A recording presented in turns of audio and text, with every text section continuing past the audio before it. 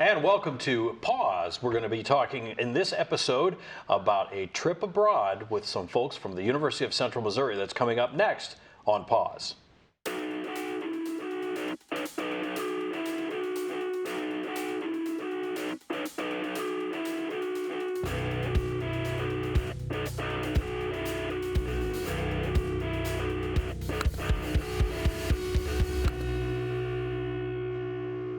And thank you for tuning in. I'm your host, Dr. Phil Hoffman, and joining us today, we've got some guests here from the University of Central Missouri's volleyball team, and we're going to start with Coach Flip Piontek.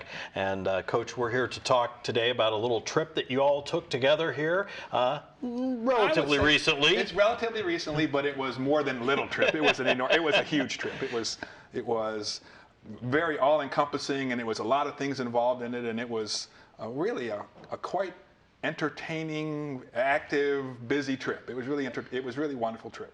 Now, you guys, obviously, you've played together for some time now on the UCM volleyball team. The trip was a trip to China, and let's talk a little bit about how did that come to pass? What was the origin of that? It's no fair because they won't know. Right. How did that come? Yes. Dr. Lewandowski, who is in charge of the Honors College. Several of my children have been in the Honors College, so he was fairly familiar with me. And then several of our volleyball players are in the Honors College. And the Honors College is now responsible for the international studies on campus. And when he became in charge of that part of the campus, he thought about the possibility of sending groups of people rather than individuals for international study programs. And so one of the first people that he talked to was me, and he asked me if I would be interested. And I said, I've been to the international office and we've tried to take trips before. I've tried to go to Italy. Just it hasn't never quite worked out. And he said, well, I'd like to make this work out. And would you be interested? And I said, absolutely. And so very shortly after that, he talked to me probably at the end of the spring semester. Early in the summer, he had me come to his office and we started talking about the possibility of that happening. And initially that process involved him trying to just make arrangements for the trip, which it was okay, but it didn't involve volleyball. The trip involved sightseeing and stuff like that. And I asked him if we could come back and meet again about a week down the road because I wanted to go talk to the coaches from Emporia State.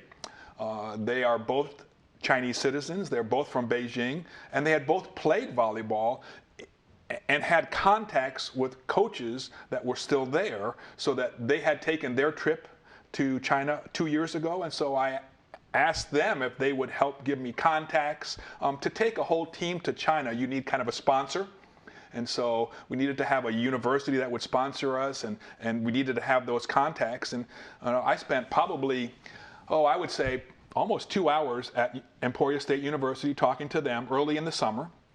And on my way out the door, the head coach called me back in and said, Coach, if you ask my assistant, who is his wife, Jiang Ping Wang is her name. We all call her Ping.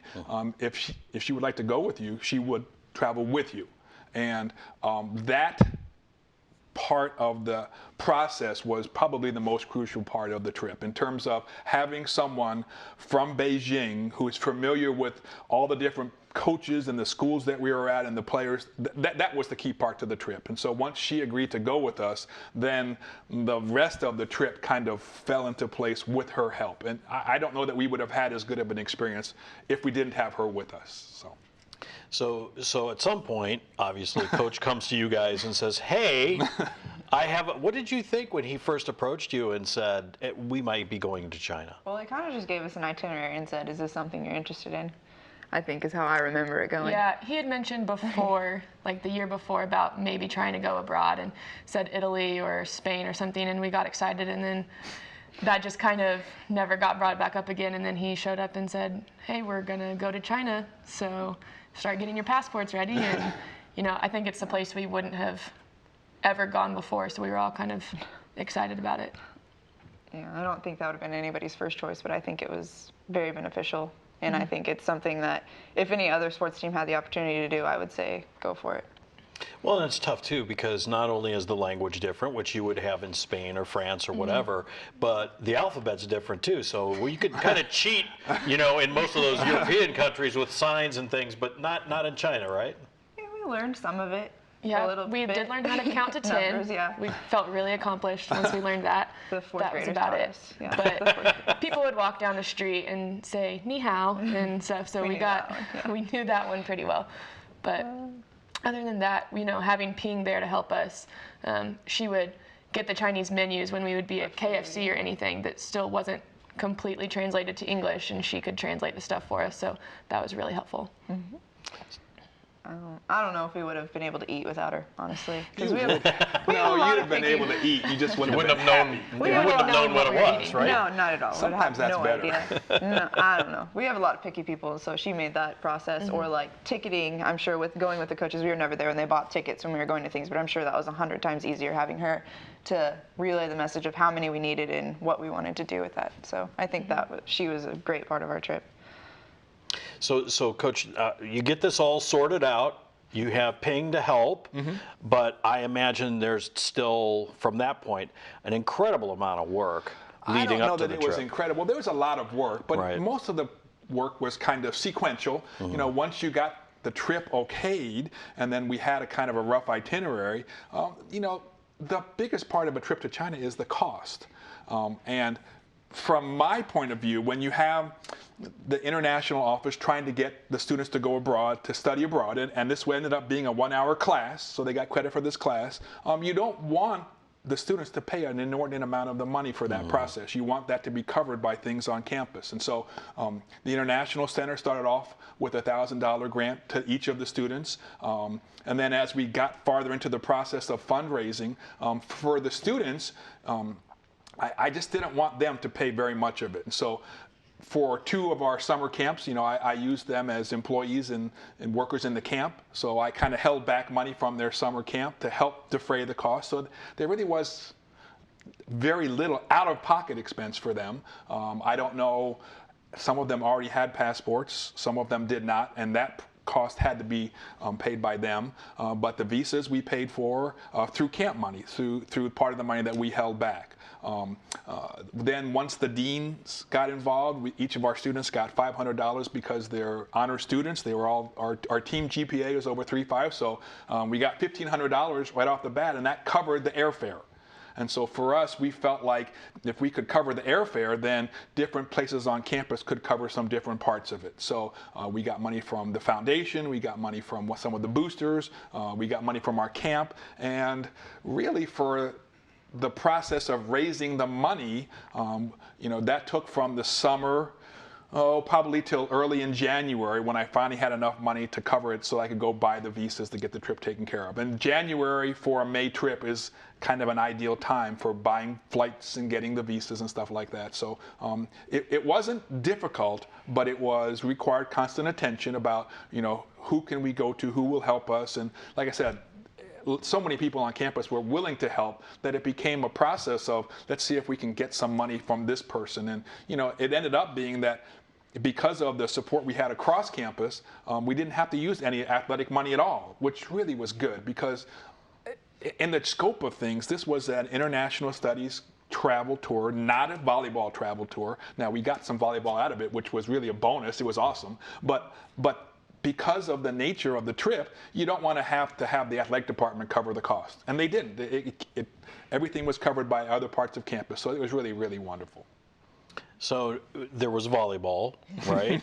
So let's talk a little bit about that. Obviously, I know that in the United States, folks are familiar with volleyball. I'm not sure, I don't know, is there a big enthusiast market there in China for volleyball? Is it a really popular sport, or? At the college level or professional? Which are you talking? College? Yeah. After seeing their facilities, I would say it's not quite they don't pay as much attention to their sports as you would say they do here. I know there it's more like their job. That's what they do. That's what school is for them, as to where we're academics first and then volleyball. But I would say they're aware of what's going on when it comes to volleyball, and they know the rules of the sport. So, I mean, I don't know outside of that, because we weren't really at a national level of playing. Our host school, and then we saw a few other schools as we went and traveled around and played. So I think that was cool, and all those schools had, I think, what was a great volleyball program for what they have over there. Mm-hmm. I would say kind of the same. We got to see kind of a wide range of facilities. Some you know, not what we would have over here, and then some that were nicer than what you might have over here. They definitely take volleyball very seriously there. Some of the girls we played were way younger than us and just as talented because they devoted so much time to playing volleyball. They said that their teachers would come and meet them in the gym after practice, and then they would go back to practicing. So the way that they do it there is a little bit different here, but they definitely take it seriously, and they're very talented over there. So was the game, I mean, I don't know the subtleties of the game. Was the game a little bit different? I mean, in terms of the speed or how it was played? The speed was very good. It's much faster than what I would say over here is, because they're in the air ready for the ball, as to where we're running plays and trying to find different people. And I would say everything they did was much faster, and I was impressed by the speed at which they played. So I would agree with that. I think that was something that we kind of noticed that we wanted to try and implement once we got back, trying to kind of speed things up a little bit, because for our defense, it was definitely hard to kind of keep up because we were not used to seeing offenses that were run as fast as they did. So I think it definitely helped us seeing something different than what we're used to. And how were the other players? Did you guys get along, or were you enemies? Or they were one of my favorite parts of the entire trip. Our host school, going to dinner with them, or like they went shopping with us. I think I learned more about their culture than they probably learned about ours, and they probably thought we were kind of goofy when they were with us all the time. But I think that's one of my favorite parts, getting to know them as like a different individual than what we're used to. And we always weren't with our teammates. We were learning about them and what they did in their free time and how they went about things and how they bartered and how just everything, what they ate. It was everything. You learned about them, and that's one of my favorite parts. Yeah, they definitely, we formed some friendships where a lot of us followed each other on social media, so we still get to see. And one girl even recently posted a picture wearing a Jenny's volleyball shirt that we had given her and stuff. So I think it was cool to build relationships with them. And when we went to one of the other universities in Tianjin, one of the players had made notebooks, and she gave them to all of us, and then they wrote us notes in like the Chinese calligraphy and stuff. And so we got things from them that we were able to take back and try to kind of remember the relationships, because we spent dinners with them, and like she said, they took us shopping and taught us how to barter and stuff. So we got to spend a good amount of time with them, and it was really, really fun. So obviously, Coach, you're hearing this conversation. I mean, part of it is just the fun part of having those relationships, but the other part of it, honestly, you're hearing the conversation about the speed of the game and some things, techniques that they brought back. Does that put pressure on you? No, it does not at all. The fun part for me, you know, the trip consisted of so many different elements that I thought all worked out well, that it would be very difficult for me to find a part that I like more than the others. So, you know, their relationship with the volleyball teams that we played, the college teams that we played, they're 20-year-old young women. And I have 20-year-old young women, and they're the same. It was so cool watching them interact and walk off together. You know, they came on the bus with us. We led them to the market and said, "See ya." Oh, and they're already gone. Okay, we'll meet you at 2 o'clock. And they were gone. So they came back. So that portion of it was really fun. You know, when we played the professional teams, and, you know, that option doesn't exist in America. Most of the cities have a professional team, and these college teams are kind of feeders teams. And so it, like Haley said, it's much more professional there, and it's a competitive from a very early age, and they're running through these colleges trying to be selected to be on these professional teams. And once you're on a professional team, it doesn't make any difference what age you are. You're no longer a student. When we played Beijing Sport University, you know, that university exists just for sports, and they were very, very organized and very professional about how they did it. And so that process reduces the amount of time they devote to school, which is kind of the opposite of what we do here. But that's something that when you devote that much time to the sport, you're going to get better at a younger age. And we don't have that option. But just the experience of seeing that other approach to sports and how they do it in their country. And quite frankly, having Ping there, who had played with the coaches of some of these teams and some of these universities, and she had been on these professional and these traveling teams, and her point of view of trying to match up teams. So one of the professional teams in Beijing, you know, when Emporia State had gone, the professional team played Emporia, and it was a very, very bad match. Emporia had they struggled against this team, who was roughly the same age, but much, much better. And so when we played this team, we played the second team on there. And actually, they had a third team that they played who were really just kind of almost high school age kids. And it was everything we could do to beat the high school kids of this professional team. And so her ability to kind of match up teams that we could compete against was really, really helpful in that process for volleyball. But like they said, the relationships with the players, the interaction with the younger students. You know, when we first got there, one of the first things we did was go to a 4th grade classroom. Ping's friend had a daughter who was in the 4th grade, and you know, we got off the plane and we didn't know what to expect. And when we walked into this classroom of, I don't know, 35, 40 kids, I mean, these kids were so happy we were there and so prepared. I think they were probably better prepared than we were as a team to make a presentation. I mean, this little girl got up to the front of the class, a 4th grader, and spoke better English than most of us could speak. Her presentation was phenomenal. And then, you know, from the class, we went out to the playground, and we spent, I guess, an hour, but it could have been more. I don't know. The time just kind of disappeared because of the interaction with those young players and those young students. And then on the last day of the trip, we ended up back in that classroom, and that was supposed to be a 50-minute block that we had them for, but that 50-minute block really turned into a 2-hour block. And it was just terrific how, you know, you watch players who are going to be mothers, and they're going to have children just like those kids in that classroom, and how they interacted with those students from a different country. And you know, we started off talking, you know, they had a book that they'd given us, and so they were reading the book in English, and that took about what, 10 minutes, 15 at the most. And before they were giving me a tour of the school, and by the time I got back, they were singing bingo and they were playing games, and I went, oh, okie dokie, this is going just fine. So they took me on another tour to keep me out of there. So it was really wonderful. So I know usually when you travel to a country for the first time, you have in your mind how you think things are going to be. And then when you get there, there's always things that are radically different than what you expected. So Haley, I don't know, maybe you want to start. Was there something that happened when you got to China that wasn't at all what you expected it was going to be? Several things. I think we had talked about earlier. I thought we were going to go over there and eat bowls and bowls of rice. And I think we had 1, maybe 2 meals that had rice. So the food, we all kind of went in thinking the worst, and we actually had several meals that we enjoyed, and we weren't struggling to find things to eat like we had thought that might happen.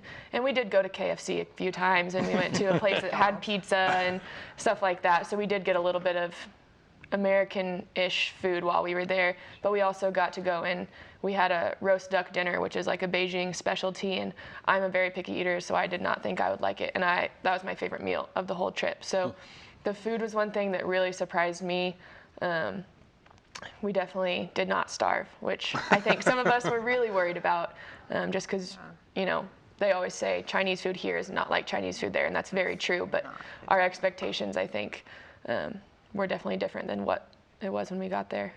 So Carly, how about for you? What was not at all what you expected when you got there? I would say when we were traveling around that people thought we were the center of attention instead of like what we were there to see, what we thought they were there to see, but it turned into us being what they wanted to see. And on the pictures we took with people that I'll never meet again, I'll never see again, just when it comes to that, there's so many people compared to walking through campus. Right. There's so many. I don't know how to describe that because several billion, right? Yeah, and everywhere we went to sightsee, there was a different kind of tongue of Chinese. There was different cultures from all around in China. So it was just, you got to see pretty much every aspect of what they are like over there. And I mean, how many pictures do you think we took by the end of the trip? We took a lot. A lot of like little Chinese women that just snuggle up to you, and they have someone ready, like in the background with their phone ready taking a picture, and you don't even know you're in the picture half the time. Or we went to the Olympic Village and we're sightseeing, and people would just casually like pause right in front of our group, and you could see someone in the distance taking their picture. And like, you can just ask for a picture, but half the time we were wanting pictures with them, so it was kind of funny. So, I mean, we were informed that there was a lot of people, but I didn't think it would be like that. Not that it was ever an issue. It was never a problem. They were so nice. They would always ask. They would never just, unless they were like selfieing as they were walking by, they would always ask. They would always be like, picture, picture. And we'd say, yeah, or we would be taking a team picture and it would turn into a group picture. But I think we were prepared for a lot of people, but I think in that aspect, it was more than we could have imagined. And so, Coach, I know you've probably been around a little bit more than your younger cohorts here, but I'm sure there were things that probably surprised you even going there, right? The trip itself, so like when we went to the Forbidden City or the Great Wall of China, those are things that I don't know that many of us will ever get to do again. And then you're on the Great Wall of China, and as you're walking around, a group of people come to you walking down, and they're speaking English. Whoa, what? And they're from New Zealand.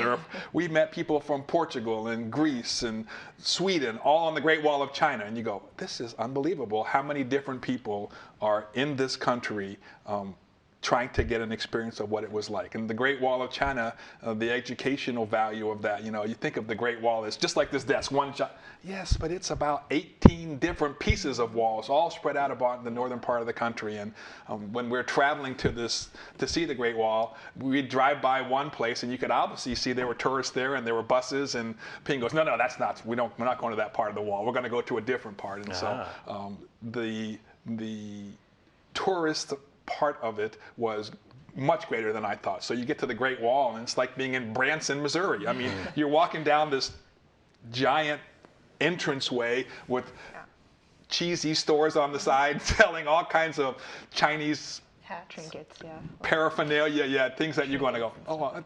But when you finally get into the Great Wall, then it is really phenomenal. So just that the entertainment aspect of it was really, really much better than I thought. So, you think the Forbidden City, and it's just this old Chinese city. Well, it took us hours to get through it because these guys were the stars of every single cell phone camera in the world there. Every time we would go 20 feet, it was more pictures. Then we try to go to another part of the Forbidden City, and there'd be more pictures. And then on the way out, it was more pictures. It was just really phenomenal. So. That's because they've seen you guys play, right? That's all right. Think so, yeah. So if you look back on the whole experience, what do you think you guys learned that's over and above the volleyball part of things? What did you take away from the experience overall? That's a really good question.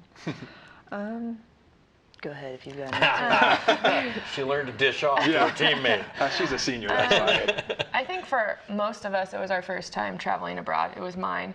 And it definitely taught us kind of to see from a global perspective, which is something that UCM really encourages students to do, but to actually get to experience that. And I think we all kind of came back with the desire to travel and get to immerse ourselves in other cultures. So that was cool because I had never gotten to meet people that live differently than me or anything like that, really. So just getting to see something entirely different, I think, was what I took away most from it, and I think what really impacted me. And getting to see the children, and we got to interact with people from pretty much every age group, and so we got to kind of experience the full culture, and I think that's what I took away from it.